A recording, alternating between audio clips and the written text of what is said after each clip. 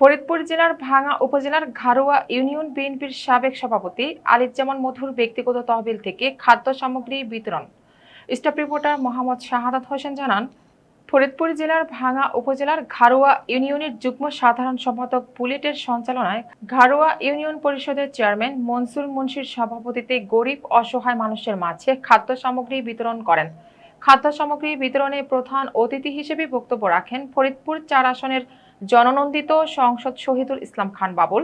বিশেষ অতিথি হিসেবে বক্তব্য রাখেন ভাঙ্গা উপজেলা বিএনপির সভাপতি আলহাজ খন্দকার ইকবাল হোসেন সেলিম, সাধারণ সম্পাদক আয়ুব মোল্লা, কালামৃধা ইউনিয়ন পরিষদের চেয়ারম্যান রেজাউল মাতব্বর, ভাঙ্গা উপজেলা বিএনপির সহসভাপতি মারুফা ফারুজ্জামান ছোট্ট, সাংগঠনিক সম্পাদক শহীদুল ইসলাম বিটু মুন্সি, প্রফেসর ওয়াজেদ আলী মিয়া, ঘারুয়া ইউনিয়ন পরিষদের সাবেক চেয়ারম্যান আলমগীর হোসেন। সেজন্য আপনাদের সকলের প্রতি আমার অনেক কৃতজ্ঞতা।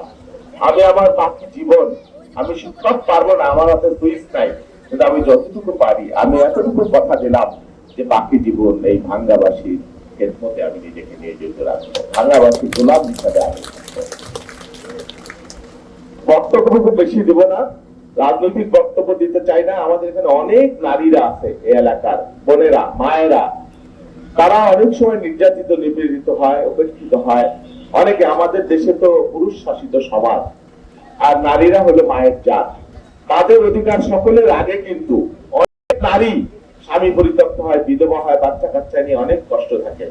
আমরা ফ্যামিলি কার্ডের কথা বলেছি, যাদের প্রয়োজনে ইনশাল্লাহ এই ফ্যামিলি কার্ডের কাজ খুব দ্রুত শুরু হবে, খুব দ্রুত এই ভাঙ্গা শুরু ফ্যামিলি কার্ডের আওতায় আসবে। এখানে কোনো দলমত নাই, কে কোন দল করে সেটা মূল কথা না, যার প্রয়োজন তিনি পাবেন।